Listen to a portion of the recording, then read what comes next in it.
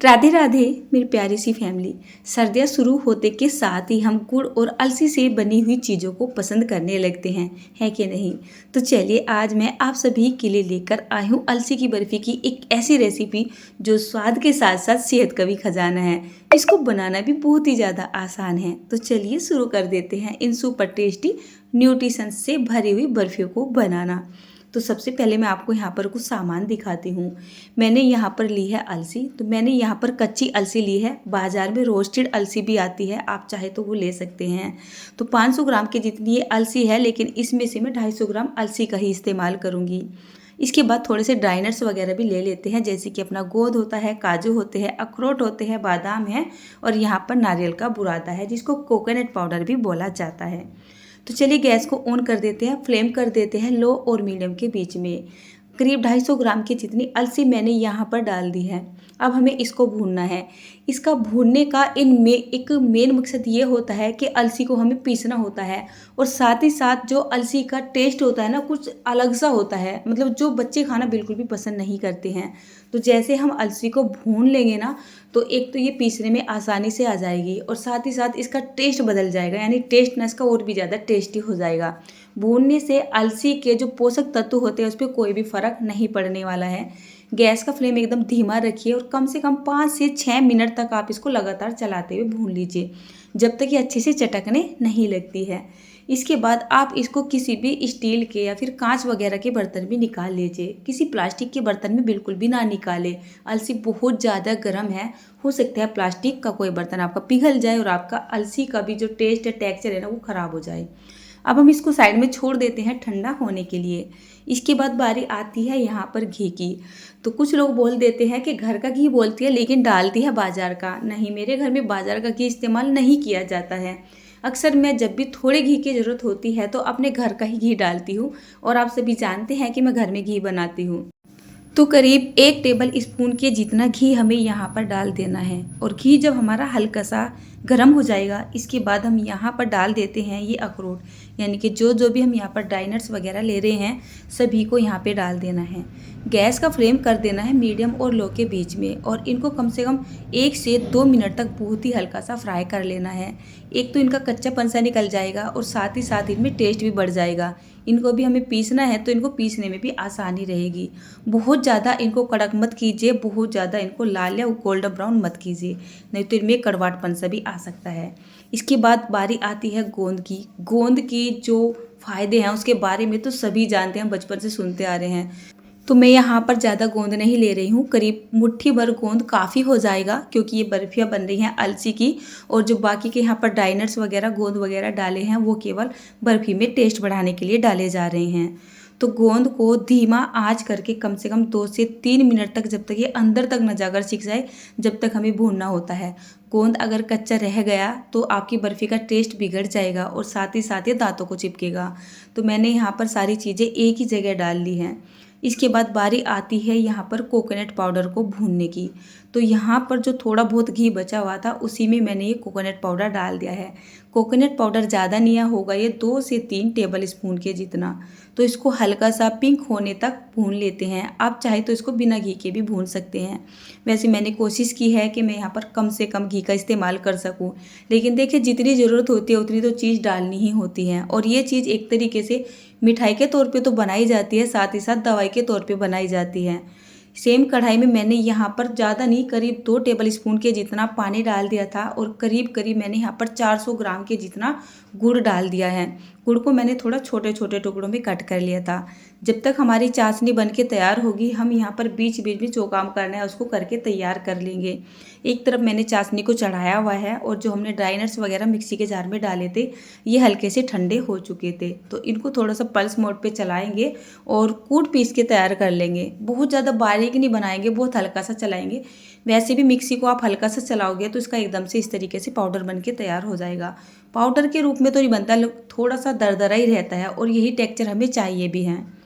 इसके बाद मुझे याद है, मैं यहाँ पर मखाने डालना तो भूल ही गई। इस तरीके की चीज़ें बना रहे हैं तो मखाने डालना तो बनता ही है।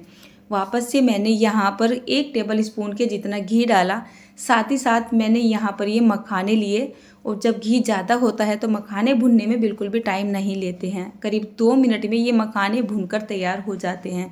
तो फटाफट से इन मखानों को घी के अंदर से निकाल लेना है। ध्यान रहे, जो मखाने होते हैं घी को बहुत अच्छे तरीके से अब्जॉर्ब कर लेते हैं। आप इनको बिना घी के भी भून सकते हैं, बिना घी के थोड़ा ज़्यादा टाइम लेते हैं भूनने में। इसके बाद कढ़ाई के अंदर जो घी बचा हुआ था ना थोड़ा सा, उसी में मैंने यहाँ पर मूंगफली डाल दी है। अब मैं यहाँ पर जैसे भी काजू, बादाम, अखरोट, मूंगफली, मखाना वगैरह डाल रही हूँ ना, इसकी क्वांटिटी आप अपने हिसाब से कम या ज़्यादा कर सकते हैं। मैंने यहाँ पर करीब 100 ग्राम की जितनी मूंगफली का इस्तेमाल किया है। मूंगफली की जो गिरी होती है, वैसे तो ये भुनी हुई गिरी है, लेकिन घर में रखे रखे ना सेल सी जाती है, तो इनको हल्का सा भूनना या फ्राई करना ज़रूरी था ताकि ये पीसने में अच्छे से आ सके। देखिए मूंगफली की जो गिरी है ना हल्का सा कलर पकड़ चुकी है, हल्की सी ब्राउन कलर की हो रही है, साथ ही साथ ये कड़क भी हो चुकी है। तो मखाने के साथ ही इन मूंगफलियों को भी डाल लेते हैं। हल्का सा ठंडा कर लेने के बाद इनका भी इसी तरीके का दरदरा सा पाउडर बना लेते हैं। तो यहाँ पर ड्राई नट्स का जो पाउडर वगैरह तो बनकर तैयार हो चुका है। अब बारी आती है अलसी। अलसी को पीसने से पहले पूरी तरीके से ठंडा कर लेना है, उसके बाद ही पीसना है। तो सेम ही जार में मैंने यहाँ पर ये अलसी को भी डाल लिया है। अलसी को आप जितना हो सके बारीक करके पीस लीजिए, या थोड़ा दरदरा पीसना चाहते हैं तो दरदरा सा भी पीस सकते हैं। मैंने यहाँ पर इसको पीसने के लिए एकदम मीडियम सा साइज रखा है एक तरीके से। देखिए कुछ इस तरीके से, ना तो ये बहुत ज़्यादा बारीक है और ना ही ये बहुत ज़्यादा दरदरा सा है, मोटा सा है ना। देखिए कुछ इस तरीके का। तो चलिए यहाँ पर ये सब कुछ तैयार हो चुका है। एक बर्तन ले लेते हैं और इसको थोड़ा सा घी से ग्रीस कर लेते हैं। घी को पिघलाने का मेरे पास टाइम नहीं था, मैंने जमा हुआ घी इस पे अच्छे से लगा दिया है। इसके बाद चाशनी के पास आते हैं। बर्फ़ी को बनाने में जो मेन रोल निभाएगी वो है हमारी चाशनी। गुड़ से बनाई गई ये चाशनी, इसको थोड़ा सा मतलब बनाना ट्रिकी होता है, मतलब बहुत ज़्यादा ध्यान से बनाना पड़ता है। अब आप देखिए, इसको आप 3 से 4 बार ही चेक करिएगा। पानी वानी में डाल के नहीं बताऊंगी, इस तरीके से बता रही हूँ। थोड़ी सी चाशनी आपको लेनी है, उंगलियों के बीच में रख के इस तरीके से खींचनी है। अगर आपको ऐसा लग रहा है ना इसमें जमने वाला तार बन रहा है, एक मोटा सा तार खींचता जा रहा है और बराबर में छोटे छोटे तार खींचते जा रहे हैं, तो इसका मतलब ये है आपकी जो चाशनी है ना बिल्कुल परफेक्ट बन के तैयार हो चुकी है। अब हमें गैस को ऑफ कर देना है और जितना भी मटेरियल हमने यहाँ पर बना के तैयार किया है ना, सारा का सारा मटेरियल को यहाँ पर डाल देना है। कोकोनट पाउडर को भी यहाँ पे डाल देते हैं। ध्यान रहे आपको गैस को एकदम ऑफ करके रखना है, ऑन नहीं रखना है। अगर आपने ऑन रखा तो बर्फियाँ आपकी यहीं पे जम जाएंगी, कढ़ाई में से आप उसको निकाल भी नहीं पाओगे। ये वाला जो प्रोसेस है आपको थोड़ा सा जल्दी करना होगा, फटाफट से, यानी कि इंतज़ार नहीं करना है किसी का या वेट नहीं करना है कि इसको हम छोड़ देते हैं थोड़ी बहुत देर के लिए। इसको आप फटाफट से मिला लीजिए और फटाफट से आप इसको टीन में डाल दीजिए। देखिए मिलाना जब तक है जब तक ये सारी चीज़ें बहुत अच्छे तरीके से मिल नहीं जाती हैं। आप चाहे तो यहाँ पर इलायची का पाउडर भी डाल सकते हैं अगर पसंद करते हो। वैसे मैं डालना भूल गई थी, डब्बा मेरे पास ही रखा हुआ था। ये वाला काम इतनी जल्दी में करना होता है कि आप दूसरी चीज़ के बारे में सोच ही नहीं सकते हो। ध्यान रहे डालना है तो आप पहले ही डाल लीजिएगा, जैसे आपने यहाँ पर सामान को डाला था चाशनी के अंदर। फटाफट से सारे ही मटेरियल को इस टीन में निकाल देते हैं और फटाफट से इसको हम इवन सा कर देते हैं, यानी इसको सेट कर देते हैं। मैं चाह रही थी इसकी जो बर्फ़ी है ना थोड़ी पतली पतली बनाऊं, लेकिन मेरी जो बड़े वाले ट्रे है ना बर्फ़ी बनाने की वो मिल ही नहीं रही है। कई महीने हो चुके हैं खोज करते करते सामान की नीचे आई हुई है। इस तरीके से इसको अच्छे से इवन कर देना है।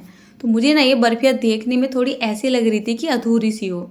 फिर मैं लेके आ गई अपना थोड़ा सा पिस्ता, और पिस्ता भी मैंने इसके ऊपर इस तरीके से गार्निश कर दिया। अब जैसे मैंने यहाँ पर पिस्ता को गार्निश करा, बर्फियों की जो शान है वो तो बढ़ ही गई है, साथ ही साथ टेस्ट भी बढ़ गया है। मुझे बहुत ही अच्छा लग रहा था। अब पिस्ते को डाल के थोड़ा हल्के हल्के हाथों से दबा देते हैं ताकि बर्फियाँ बनाते वक्त या काटते वक्त ये ना उतरे, और यहाँ पर इसको सेट करने के लिए छोड़ देंगे। तो देखिए ये तो जमकर हो चुकी है तैयार। वैसे तो ये हल्की हल्की सी साथ की साथ ही जम जाती है, लेकिन फिर भी इसको आप आधा घंटे का रेस्ट दे दीजिए। तो मैं यहाँ पर शाम का खाना बना रही थी, मैंने जो है खिचड़ी वगैरह में जब तक तड़का लगाया थोड़ा सा काम किया तो आधा घंटे का टाइम हो चुका था। आधा घंटे के बाद मैंने देखा जो बर्फियाँ थी ना बिल्कुल बढ़िया तरीके से सेट हो रही थी। इससे ज़्यादा ये सेट हो जाती तो काटने में दिक्कत करती। कट तो जाती है लेकिन जो पीस निकलते हैं ना वो बढ़िया नहीं निकलते हैं, प्लान से मज़ा नहीं आता है फिर देखने में। तो मैं इसको छोटे छोटे चौकोर टुकड़ों में कट कर रही हूँ और यहाँ पर हमारी बर्फियाँ बनकर तैयार हो चुकी है। मैं आलसी इतनी हूँ कि जो मेरे हाथों लगता है ना मैं उसी का इस्तेमाल कर लेती हूँ। मेरे पास इससे बड़ी प्लेट भी थी लेकिन मैंने उठा ली है छोटी प्लेट, इसके ऊपर इसको रख के पलट दिया। फिर से दूसरा आलस चला मेरा, फिर मैंने थाली उठा ली जो भगवान जी को नहलाने वाली थाली है, उसके ऊपर रख के पलट दिया। तो काम तो मैं बढ़ा लेती हूँ लेकिन आलस भी बहुत ज़्यादा दिखाती हूँ, है कि नहीं। जल्दबाजी में हो जाता है दरअसल मेरे साथ ऐसा। अब आप देखिए यहाँ पर मैं अभी आपको ये पीस दिखा रही हूँ ना, कितना बढ़िया लग रहा है, कलर कितना अच्छा आया है, इसका टेस्ट भी उतना ही अच्छा है, इसका टेक्सचर भी इतना ही अच्छा आया हुआ है। देखिए वैसे अब ये पूरी तरीके से सेट नहीं हुई है, केवल आधा घंटे के बाद का ही मैं आपको रिजल्ट दिखा रही हूँ। 35 मिनट हो गई होगी ज़्यादा से ज़्यादा। और देखिए कितनी बढ़िया बन के तैयार हुई है, बर्फियाँ ऐसी बन रही है कि मानो मुँह में जाते ही घुल जाए। मुझे ऐसा लग रहा था इन बर्फियों को बनाने से पहले कि शायद हम तो खा लेंगे, हम बड़े हैं, क्योंकि जो अलसी होती है उस वो बहुत ही ज़्यादा फ़ायदेमंद होती है खासकर सर्दियों के मौसम में। लेकिन जो बच्चे हैं ना, बच्चों को भी थोड़ा न्यूट्रिशंस खिलाने मुश्किल काम होता है। तो मुझे ऐसा लग रहा था कि शायद बच्चे इसको ना खाएं या कम खाएं। वैसे मैं अपने बच्चों को खिला देती हूँ, प्यार से नहीं खाते हैं ना तो डांट फटकार के खिलाती हूँ। जो अच्छी चीज़ें होती हैं मैं अपने बच्चों को ज़रूर से खिलाती हूँ। तो यहाँ पर मैंने बहुत सारी बर्फियों को बना के तैयार कर लिया है। अब बारी आती है घर वालों से इसका रिस्पॉन्स लेने की। तो जब तक घर वालों को मैं खिलाऊंगी नहीं, जब तक कैसे ही पता चलेगा। हम कोई चीज़ बनाते हैं हमें तो वो अच्छी लगती है, लेकिन पता जब चलता है जब हमारी फैमिली का रिस्पॉन्स मिलता है, अच्छा या बुरा। तो सबसे पहले मैं जब भी कोई इस तरीके की चीज़ें बनाती हूँ, खासकर हेल्दी वे में चीज़ें बनाती हूँ, तो मैं अपने हस्बैंड को खिलाती हूँ। वो बोले थे मुझे बहुत अच्छी लग रही है। फिर मैंने यासिका को खिला के देखा तो यासिका भी बोली मम्मी खाने में बहुत ही ज़्यादा अच्छी लग रही है। तो बस अब मेरा मन भी खुश हो चुका था। बेटा रह रहा था, बेटे को भी ये बहुत ज़्यादा पसंद आएगी। देखिए अलसी की बर्फ़ी हेल्दी भी होती है, स्वादिष्ट भी होती है। और ये अलसी की बर्फ़ियाँ आप एक बार बनाकर महीने भर या पूरी सर्दियाँ आराम से खा सकते हो।